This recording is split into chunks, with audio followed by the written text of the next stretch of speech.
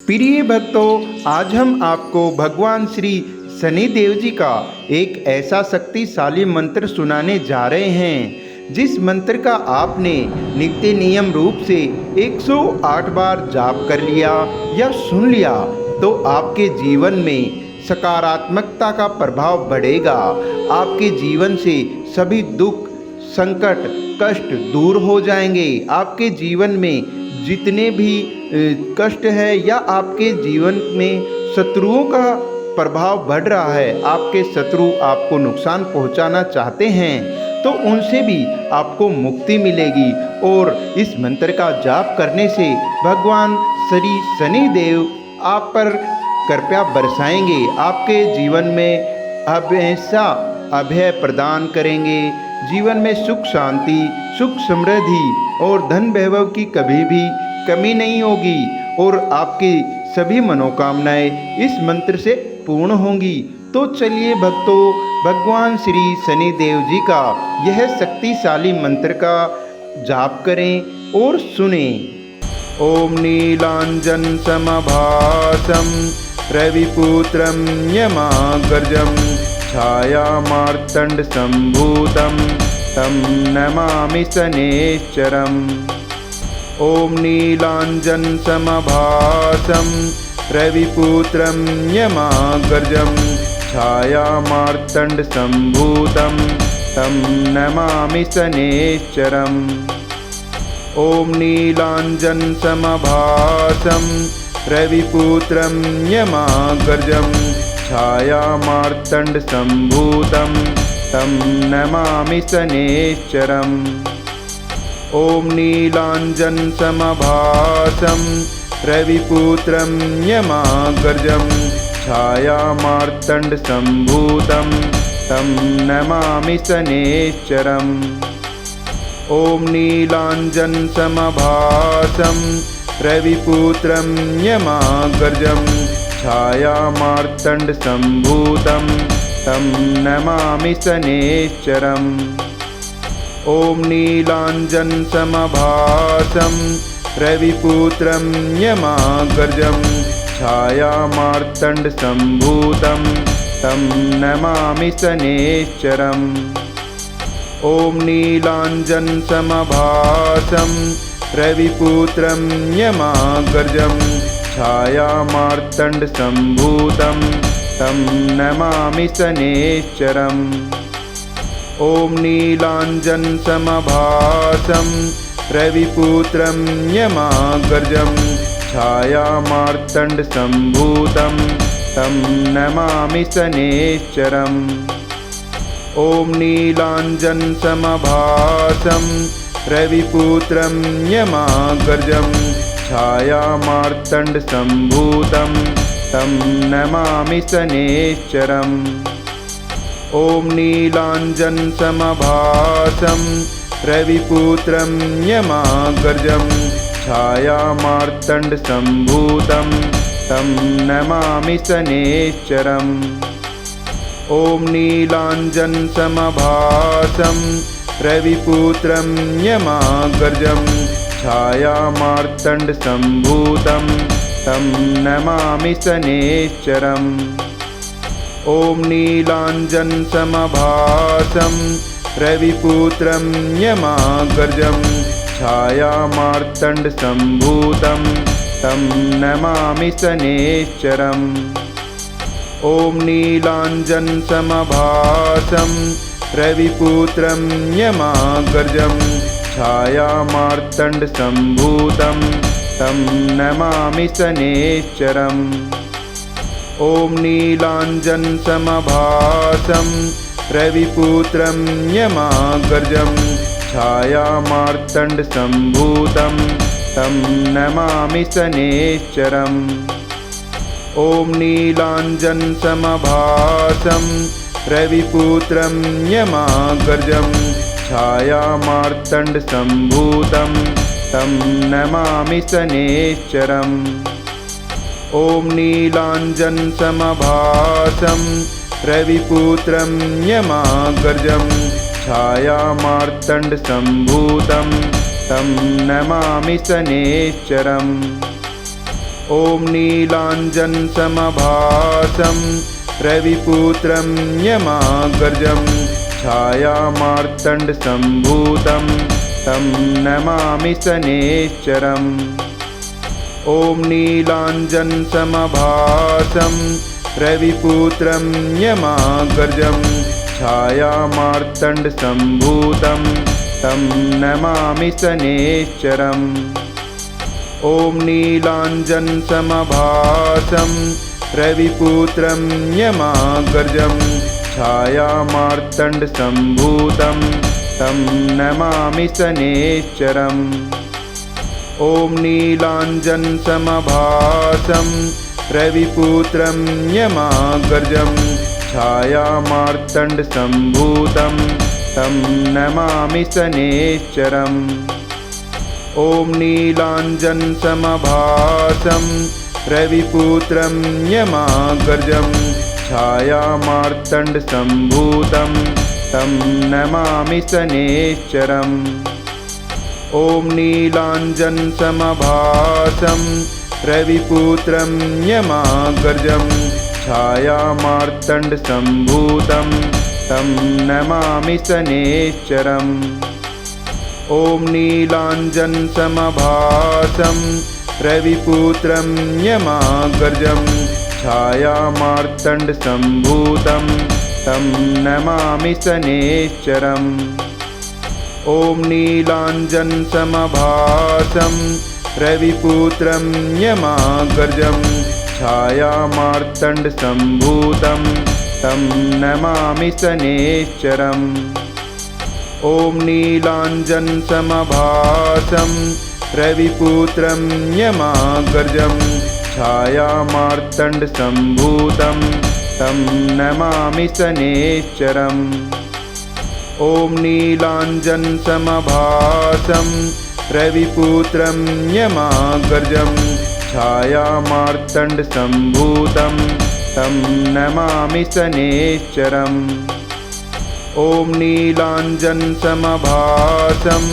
रविपुत्रं यमाग्रजं छायामार्तण्डसम्भूतं तं नमामि शनैश्चरम्। ॐ नीलाञ्जनसमभासं रविपुत्रं यमाग्रजं छायामार्तण्डसम्भूतं तं नमामि शनैश्चरम्। ॐ नीलाञ्जनसमभासं रविपुत्रं यमाग्रजं छायामार्तण्डसम्भूतं तं नमामि शनैश्चरम्। ॐ नीलाञ्जनसमभासं रविपुत्रं यमाग्रजं छायामार्तण्डसम्भूतं तं नमामि शनैश्चरम्। ॐ नीलाञ्जनसमभासं रविपुत्रं यमाग्रजं छायामार्तण्डसम्भूतं तं नमामि शनैश्चरम्। ॐ नीलाञ्जनसमभासं रविपुत्रं यमाग्रजं छायामार्तण्डसम्भूतं तं नमामि शनैश्चरम्। ॐ नीलाञ्जनसमभासं रविपुत्रं यमाग्रजं छायामार्तण्डसम्भूतं तं नमामि शनैश्चरम्। ॐ नीलाञ्जनसमभासं रविपुत्रं यमाग्रजं छायामार्तण्डसम्भूतं तं नमामि शनैश्चरम्। ॐ नीलाञ्जनसमभासं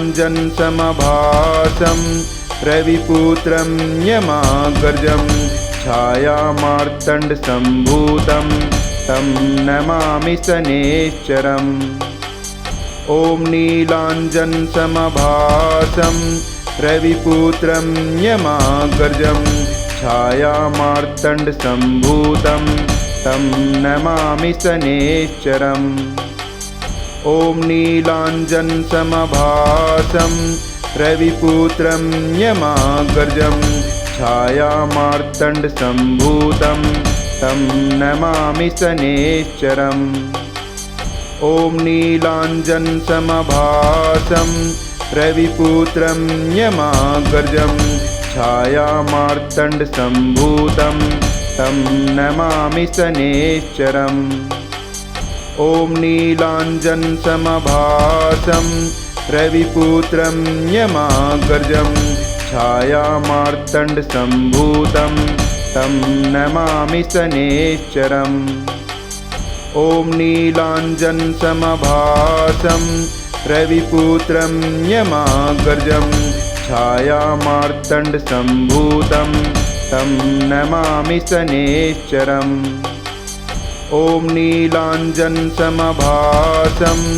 रविपुत्रं यमाग्रजं छायामार्तण्डसम्भूतं तं नमामि शनैश्चरम्। ॐ नीलाञ्जनसमभासं रविपुत्रं यमाग्रजं छायामार्तण्डसम्भूतं तं नमामि शनैश्चरम्। ॐ नीलाञ्जनसमभासं रविपुत्रं यमाग्रजं छायामार्तण्डसम्भूतं तं नमामि शनैश्चरम्। ॐ नीलाञ्जनसमभासं रविपुत्रं यमाग्रजं छायामार्तण्डसम्भूतं तं नमामि शनैश्चरम्। ॐ नीलाञ्जनसमभासं रविपुत्रं यमाग्रजं छायामार्तण्डसम्भूतं तं नमामि शनैश्चरम्। ॐ नीलाञ्जनसमभासं रविपुत्रं यमाग्रजं छायामार्तण्डसम्भूतं तं नमामि शनैश्चरम्। ॐ नीलाञ्जनसमभासं रविपुत्रं यमाग्रजं छायामार्तण्डसम्भूतं तं नमामि शनैश्चरम्। ॐ नीलाञ्जनसमभासं रविपुत्रं यमाग्रजं छायामार्तण्डसम्भूतं तं नमामि शनैश्चरम्। ॐ नीलाञ्जनसमभासं रविपुत्रं यमाग्रजं छायामार्तण्डसम्भूतं तं नमामि शनैश्चरम्। ॐ नीलाञ्जनसमभासं रविपुत्रं यमाग्रजं छायामार्तण्डसम्भूतं तं नमामि शनैश्चरम्। ॐ नीलाञ्जनसमभासं रविपुत्रं यमाग्रजं छायामार्तण्डसम्भूतं तं नमामि शनैश्चरम्। ॐ नीलाञ्जनसमभासं रविपुत्रं यमाग्रजं छायामार्तण्डसम्भूतं तं नमामि शनैश्चरम्। ॐ नीलाञ्जनसमभासं रविपुत्रं यमाग्रजं छायामार्तण्डसम्भूतं तं नमामि शनैश्चरम्। ॐ नीलाञ्जनसमभासं रविपुत्रं यमाग्रजं छायामार्तण्डसम्भूतं तं नमामि शनैश्चरम्। ॐ नीलाञ्जनसमभासं रविपुत्रं यमाग्रजं छायामार्तण्डसम्भूतं तं नमामि शनैश्चरम्। ॐ नीलाञ्जनसमभासं रविपुत्रं यमाग्रजं छायामार्तण्डसम्भूतं तं नमामि शनैश्चरम्। ॐ नीलाञ्जनसमभासं रविपुत्रं यमाग्रजं छायामार्तण्डसम्भूतं तं नमामि शनैश्चरम्। ॐ नीलाञ्जनसमभासं रविपुत्रं यमाग्रजं छायामार्तण्डसम्भूतं तं नमामि शनैश्चरम्। ॐ नीलाञ्जनसमभासं रविपुत्रं यमाग्रजं छायामार्तण्डसम्भूतं तं नमामि शनैश्चरम्। ॐ नीलाञ्जनसमभासं रविपुत्रं यमाग्रजं छायामार्तण्डसम्भूतं तं नमामि शनैश्चरम्। ॐ नीलाञ्जनसमभासं रविपुत्रं यमाग्रजं छायामार्तण्डसम्भूतं तं नमामि शनैश्चरम्। ॐ नीलाञ्जनसमभासं रविपुत्रं यमाग्रजं छायामार्तण्डसम्भूतं तं नमामि शनैश्चरम्। ॐ नीलाञ्जनसमभासं रविपुत्रं यमाग्रजं छायामार्तण्डसम्भूतं तं नमामि शनैश्चरम्। ॐ नीलाञ्जनसमभासं रविपुत्रं यमाग्रजं छायामार्तण्डसम्भूतं तं नमामि शनैश्चरम्। ॐ नीलाञ्जनसमभासं रविपुत्रं यमाग्रजं छायामार्तण्डसम्भूतं तं नमामि शनैश्चरम्। ॐ नीलाञ्जनसमभासं रविपुत्रं यमाग्रजं छायामार्तण्डसम्भूतं तं नमामि शनैश्चरम्। ॐ नीलाञ्जनसमभासं रविपुत्रं यमाग्रजं छायामार्तण्डसम्भूतं तं नमामि शनैश्चरम्। ॐ नीलाञ्जनसमभासं रविपुत्रं यमाग्रजं छायामार्तण्डसम्भूतं तं नमामि शनैश्चरम्। ॐ नीलाञ्जनसमभासं रविपुत्रं यमाग्रजं छायामार्तण्डसम्भूतं तं नमामि शनैश्चरम्। ॐ नीलाञ्जनसमभासं रविपुत्रं यमाग्रजं छायामार्तण्डसम्भूतं तं नमामि शनैश्चरम्। ॐ नीलाञ्जनसमभासं रविपुत्रं यमाग्रजं छायामार्तण्डसम्भूतं तं नमामि शनैश्चरम्। ॐ नीलाञ्जनसमभासं रविपुत्रं यमाग्रजं छायामार्तण्डसम्भूतं तं नमामि शनैश्चरम्। ॐ नीलाञ्जनसमभासं रविपुत्रं यमाग्रजं छायामार्तण्डसम्भूतं तं नमामि शनैश्चरम्। ॐ नीलाञ्जनसमभासं रविपुत्रं यमाग्रजं छायामार्तण्डसम्भूतं तं नमामि शनैश्चरम्। ॐ नीलाञ्जनसमभासं रविपुत्रं यमाग्रजं छायामार्तण्डसम्भूतं तं नमामि शनैश्चरम्। ॐ नीलाञ्जनसमभासं रविपुत्रं यमाग्रजं छायामार्तण्डसम्भूतं तं नमामि शनैश्चरम्। ॐ नीलाञ्जनसमभासं रविपुत्रं यमाग्रजं छायामार्तण्डसम्भूतं तं नमामि शनैश्चरम्। ॐ नीलाञ्जनसमभासं रविपुत्रं यमाग्रजं छायामार्तण्डसम्भूतं तं नमामि शनैश्चरम्। ॐ नीलाञ्जनसमभासं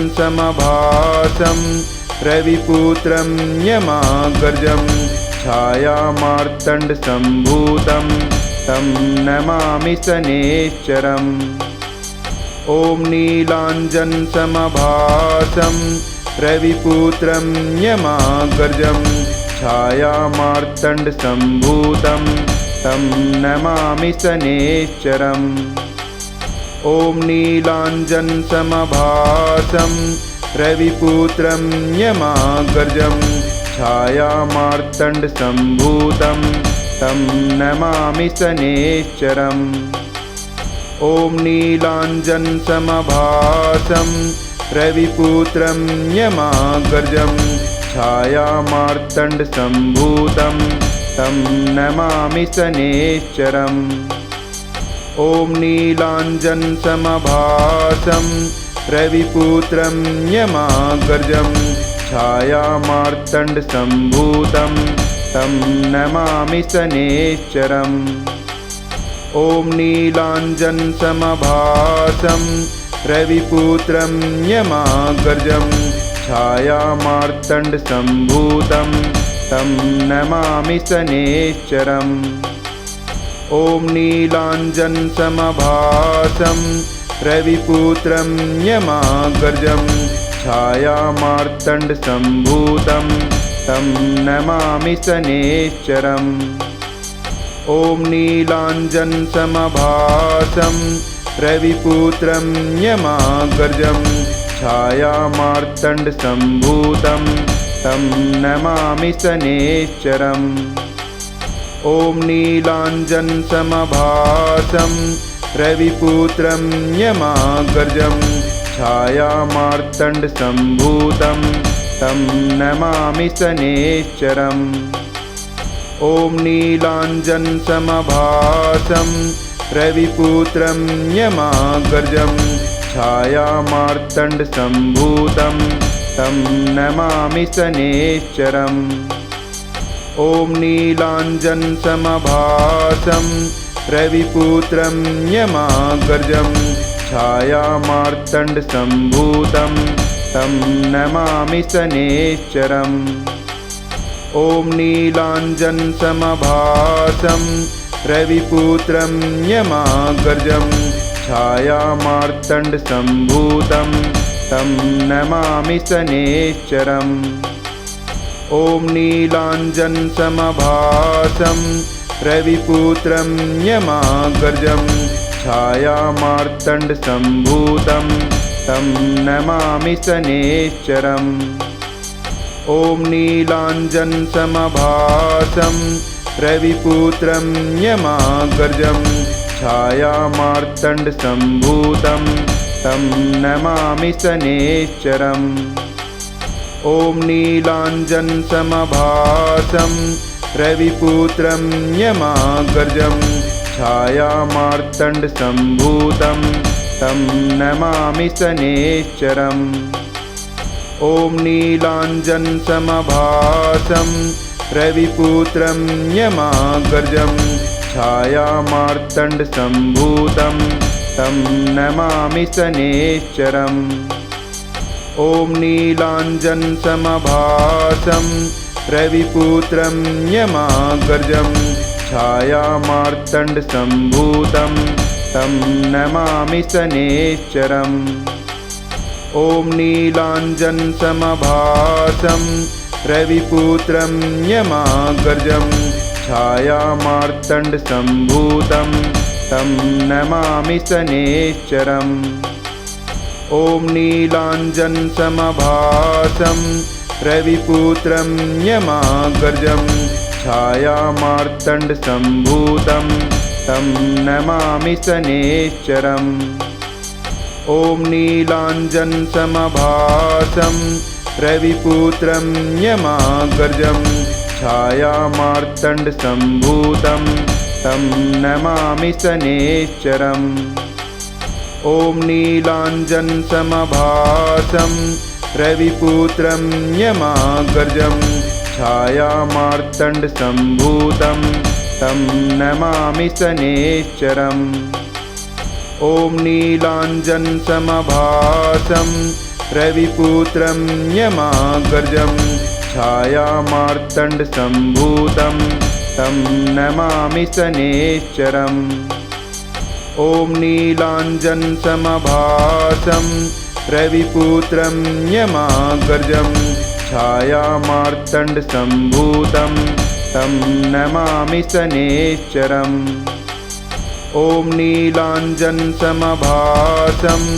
रविपुत्रं यमाग्रजं छायामार्तण्डसम्भूतं तं नमामि शनैश्चरम्। ॐ नीलाञ्जनसमभासं रविपुत्रं यमाग्रजं छायामार्तण्डसम्भूतं तं नमामि शनैश्चरम्। ॐ नीलाञ्जनसमभासं रविपुत्रं यमाग्रजं छायामार्तण्डसम्भूतं तं नमामि शनैश्चरम्। ॐ नीलाञ्जनसमभासं रविपुत्रं यमाग्रजं छायामार्तण्डसम्भूतं तं नमामि शनैश्चरम्। ॐ नीलाञ्जनसमभासं रविपुत्रं यमाग्रजं छायामार्तण्डसम्भूतं तं नमामि शनैश्चरम्। ॐ नीलाञ्जनसमभासं रविपुत्रं यमाग्रजं छायामार्तण्डसम्भूतं तं नमामि शनैश्चरम्। ॐ नीलाञ्जनसमभासं रविपुत्रं यमाग्रजं छायामार्तण्डसम्भूतं तं नमामि शनैश्चरम्। ॐ नीलाञ्जनसमभासं रविपुत्रं यमाग्रजं छायामार्तण्डसम्भूतं तं नमामि शनैश्चरम्। ॐ नीलाञ्जनसमभासं रविपुत्रं यमाग्रजं छायामार्तण्डसम्भूतं तं नमामि शनैश्चरम्। ॐ नीलाञ्जनसमभासं रविपुत्रं यमाग्रजं छायामार्तण्डसम्भूतं तं नमामि शनैश्चरम्। ॐ नीलाञ्जनसमभासं रविपुत्रं यमाग्रजं छायामार्तण्डसम्भूतं तं नमामि शनैश्चरम्। ॐ नीलाञ्जनसमभासं रविपुत्रं यमाग्रजं छायामार्तण्डसम्भूतं तं नमामि शनैश्चरम्।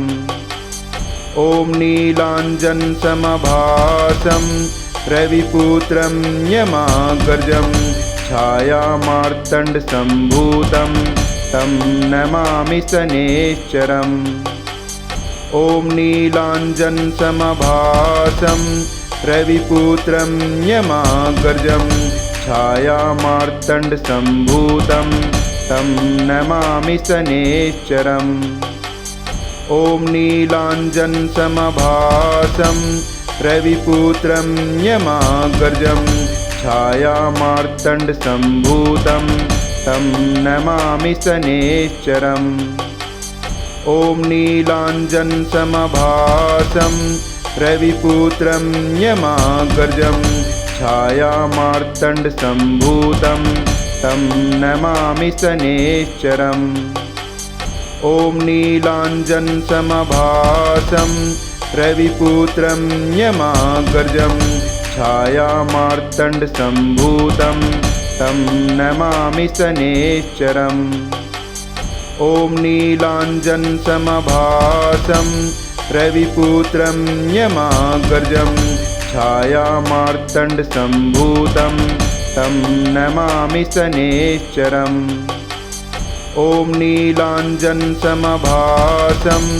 रविपुत्रं यमाग्रजं छायामार्तण्डसम्भूतं तं नमामि शनैश्चरम्। ॐ नीलाञ्जनसमभासं रविपुत्रं यमाग्रजं छायामार्तण्डसम्भूतं तं नमामि शनैश्चरम्। ॐ नीलाञ्जनसमभासं रविपुत्रं यमाग्रजं छायामार्तण्डसम्भूतं तं नमामि शनैश्चरम्। ॐ नीलाञ्जनसमभासं रविपुत्रं यमाग्रजं छायामार्तण्डसम्भूतं तं नमामि शनैश्चरम्। ॐ नीलाञ्जनसमभासं रविपुत्रं यमाग्रजं छायामार्तण्डसम्भूतं तं नमामि शनैश्चरम्। ॐ नीलाञ्जनसमभासं रविपुत्रं यमाग्रजं छायामार्तण्डसम्भूतं तं नमामि शनैश्चरम्। ॐ नीलाञ्जनसमभासं रविपुत्रं यमाग्रजं छायामार्तण्डसम्भूतं तं नमामि शनैश्चरम्। ॐ नीलाञ्जनसमभासं रविपुत्रं यमाग्रजं छायामार्तण्डसम्भूतं तं नमामि शनैश्चरम्। ॐ नीलाञ्जनसमभासं रविपुत्रं यमाग्रजं छायामार्तण्डसम्भूतं तं नमामि शनैश्चरम्। ॐ नीलाञ्जनसमभासं रविपुत्रं यमाग्रजं छायामार्तण्डसम्भूतं तं नमामि शनैश्चरम्। ॐ नीलाञ्जनसमभासं रविपुत्रं यमाग्रजं छायामार्तण्डसम्भूतं तं नमामि शनैश्चरम्। ॐ नीलाञ्जनसमभासं रविपुत्रं यमाग्रजं छायामार्तण्डसम्भूतं तं नमामि शनैश्चरम्। ॐ नीलाञ्जनसमभासं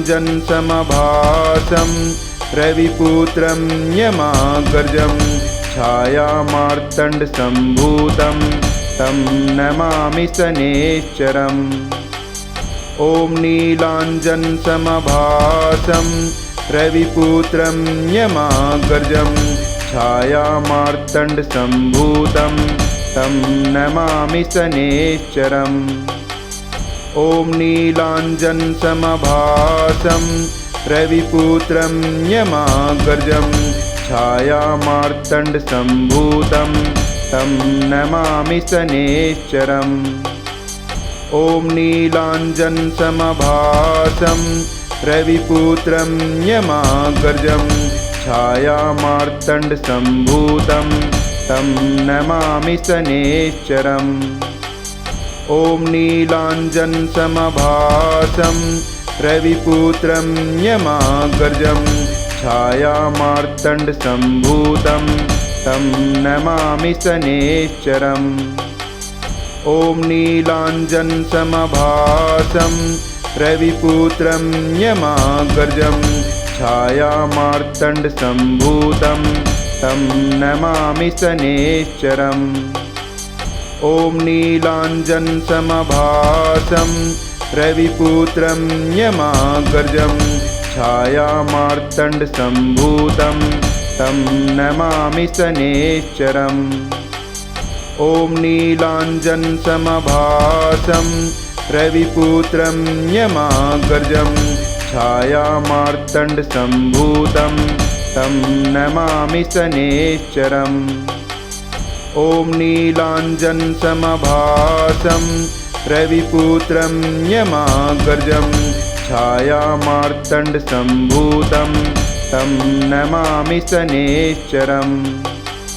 ॐ नीलाञ्जनसमभासं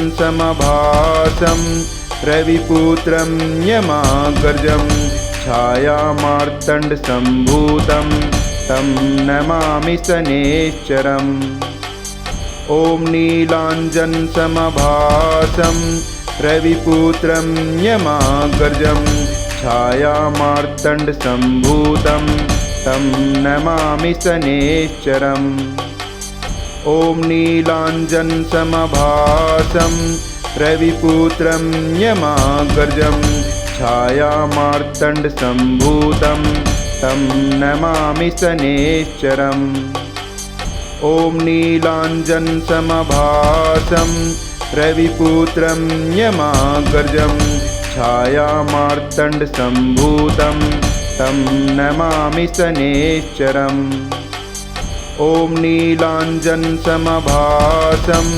रविपुत्रं यमाग्रजं छायामार्तण्डसम्भूतं तं नमामि शनैश्चरम्। ॐ नीलाञ्जनसमभासं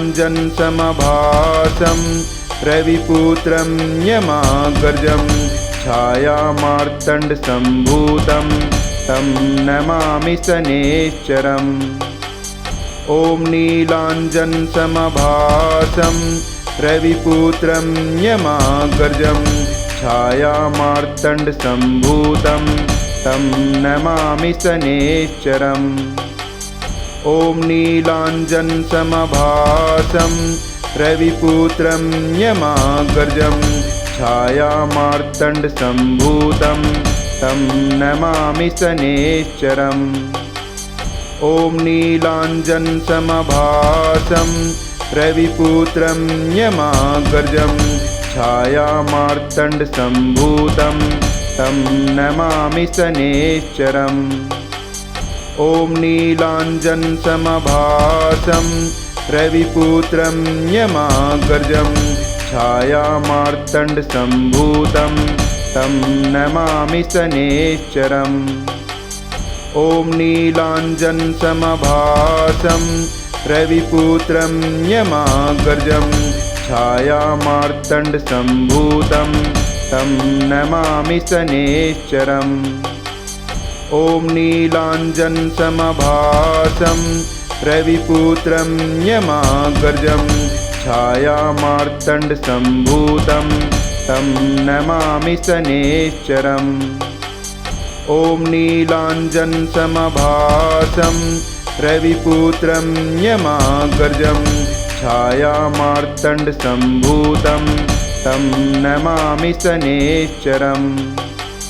ॐ नीलाञ्जनसमभासं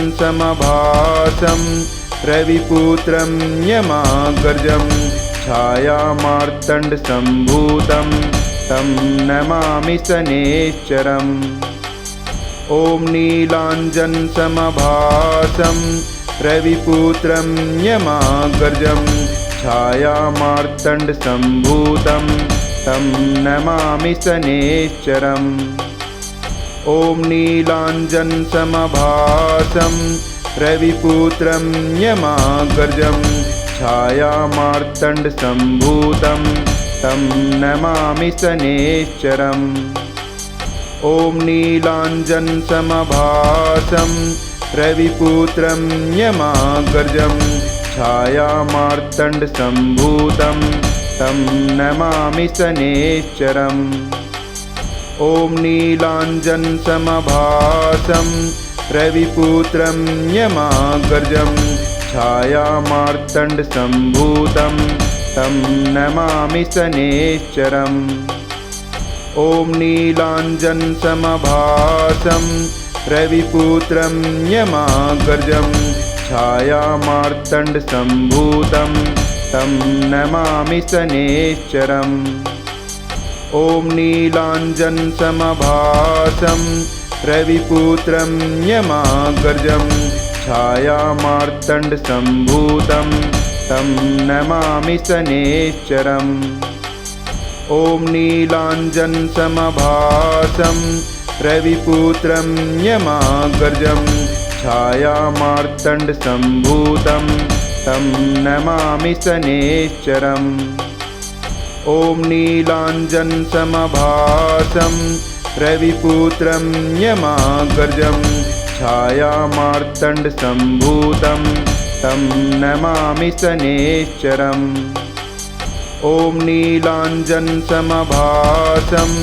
रविपुत्रं यमाग्रजं छायामार्तण्डसम्भूतं तं नमामि शनैश्चरम्। ॐ नीलाञ्जनसमभासं रविपुत्रं यमाग्रजं छायामार्तण्डसम्भूतं तं नमामि शनैश्चरम्। ॐ नीलाञ्जनसमभासं रविपुत्रं यमाग्रजं छायामार्तण्डसम्भूतं तं नमामि शनैश्चरम्। ॐ नीलाञ्जनसमभासं रविपुत्रं यमाग्रजं छायामार्तण्डसम्भूतं तं नमामि शनैश्चरम्। ॐ नीलाञ्जनसमभासं रविपुत्रं यमाग्रजं छायामार्तण्डसम्भूतं तं नमामि शनैश्चरम्।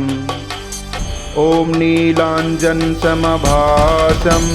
रविपुत्रं यमाग्रजं छायामार्तण्डसम्भूतं तं नमामि शनैश्चरम्। ॐ नीलाञ्जनसमभासं रविपुत्रं यमाग्रजं छायामार्तण्डसम्भूतं तं नमामि शनैश्चरम्। ॐ नीलाञ्जनसमभासं रविपुत्रं यमाग्रजं छायामार्तण्डसम्भूतं तं नमामि शनैश्चरम्। ॐ नीलाञ्जनसमभासं रविपुत्रं यमाग्रजं छायामार्तण्डसम्भूतं तं नमामि शनैश्चरम्। ॐ नीलाञ्जनसमभासं रविपुत्रं यमाग्रजं छायामार्तण्डसम्भूतं तं नमामि शनैश्चरम्। ॐ नीलाञ्जनसमभासं रविपुत्रं यमाग्रजं छायामार्तण्डसम्भूतं तं नमामि शनैश्चरम्। ॐ नीलाञ्जनसमभासं रविपुत्रं यमाग्रजं छायामार्तण्डसम्भूतं तं नमामि शनैश्चरम्। ॐ नीलाञ्जनसमभासं रविपुत्रं यमाग्रजं छायामार्तण्डसम्भूतं तं नमामि शनैश्चरम्। ॐ नीलाञ्जनसमभासं रविपुत्रं यमाग्रजं छायामार्तण्डसम्भूतं तं नमामि शनैश्चरम्। ॐ नीलाञ्जनसमभासं रविपुत्रं यमाग्रजं छायामार्तण्डसम्भूतं तं नमामि शनैश्चरम्। ॐ नीलाञ्जनसमभासं रविपुत्रं यमाग्रजं छायामार्तण्डसम्भूतं तं नमामि शनैश्चरम्। ॐ नीलाञ्जनसमभासं रविपुत्रं यमाग्रजं छायामार्तण्डसम्भूतं तं नमामि शनैश्चरम्। ॐ नीलाञ्जनसमभासं रविपुत्रं यमाग्रजं छायामार्तण्डसम्भूतं तं नमामि शनैश्चरम्। ॐ नीलाञ्जनसमभासं रविपुत्रं यमाग्रजं छायामार्तण्डसम्भूतं तं नमामि शनैश्चरम्। ॐ नीलाञ्जनसमभासं रविपुत्रं यमाग्रजं छायामार्तण्डसम्भूतं तं नमामि शनैश्चरम्। ॐ नीलाञ्जनसमभासं रविपुत्रं यमाग्रजं छायामार्तण्डसम्भूतं तं नमामि शनैश्चरम्। ॐ नीलाञ्जनसमभासं रविपुत्रं यमाग्रजं छायामार्तण्डसम्भूतं तं नमामि शनैश्चरम्। ॐ नीलाञ्जनसमभासं रविपुत्रं यमाग्रजं छायामार्तण्डसम्भूतं तं नमामि शनैश्चरम्। ॐ नीलाञ्जनसमभासं रविपुत्रं यमाग्रजं छायामार्तण्डसम्भूतं तं नमामि शनैश्चरम्। ॐ नीलाञ्जनसमभासं रविपुत्रं यमाग्रजं छायामार्तण्डसम्भूतं तं नमामि शनैश्चरम्। ॐ नीलाञ्जनसमभासं रविपुत्रं यमाग्रजं छायामार्तण्डसम्भूतं तं नमामि शनैश्चरम्। ॐ नीलाञ्जनसमभासं रविपुत्रं यमाग्रजं छायामार्तण्डसम्भूतं तं नमामि शनैश्चरम्।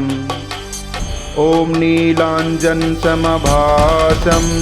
रविपुत्रं यमाग्रजं छायामार्तण्डसम्भूतं तं नमामि शनैश्चरम्। ॐ नीलाञ्जनसमभासं रविपुत्रं यमाग्रजं छायामार्तण्डसम्भूतं तं नमामि शनैश्चरम्। ॐ नीलाञ्जनसमभासं रविपुत्रं यमाग्रजं छायामार्तण्डसम्भूतं तं नमामि शनैश्चरम्। ॐ नीलाञ्जनसमभासं रविपुत्रं यमाग्रजं छायामार्तण्डसम्भूतं तं नमामि शनैश्चरम्। ॐ नीलाञ्जनसमभासं रविपुत्रं यमाग्रजं छायामार्तण्डसम्भूतं तं नमामि शनैश्चरम्। ॐ नीलाञ्जनसमभासं रविपुत्रं यमाग्रजं छायामार्तण्डसम्भूतं तं नमामि शनैश्चरम्। ॐ नीलाञ्जनसमभासं रविपुत्रं यमाग्रजं छायामार्तण्डसम्भूतं तं नमामि शनैश्चरम्। ॐ नीलाञ्जनसमभासं रविपुत्रं यमाग्रजं छायामार्तण्डसम्भूतं तं नमामि शनैश्चरम्। ॐ नीलाञ्जनसमभासं रविपुत्रं यमाग्रजं छायामार्तण्डसम्भूतं तं नमामि शनैश्चरम्। ॐ नीलाञ्जनसमभासं रविपुत्रं यमाग्रजं छायामार्तण्डसम्भूतं तं नमामि शनैश्चरम्। ॐ नीलाञ्जनसमभासं रविपुत्रं यमाग्रजं छायामार्तण्डसम्भूतं तं नमामि शनैश्चरम्। ॐ नीलाञ्जनसमभासं रविपुत्रं यमाग्रजं छायामार्तण्डसम्भूतं तं नमामि शनैश्चरम्। ॐ नीलाञ्जनसमभासं रविपुत्रं यमाग्रजं छायामार्तण्डसम्भूतं तं नमामि शनैश्चरम्। ॐ नीलाञ्जनसमभासं रविपुत्रं यमाग्रजं छायामार्तण्डसम्भूतं तं नमामि शनैश्चरम्। ॐ नीलाञ्जनसमभासं रविपुत्रं यमाग्रजं छायामार्तण्डसम्भूतं तं नमामि शनैश्चरम्। ॐ नीलाञ्जनसमभासं रविपुत्रं यमाग्रजं छायामार्तण्डसम्भूतं तं नमामि शनैश्चरम्। ॐ नीलाञ्जनसमभासं रविपुत्रं यमाग्रजं छायामार्तण्डसम्भूतं तं नमामि शनैश्चरम्। ॐ नीलाञ्जनसमभासं रविपुत्रं यमाग्रजं छायामार्तण्डसम्भूतं तं नमामि शनैश्चरम्।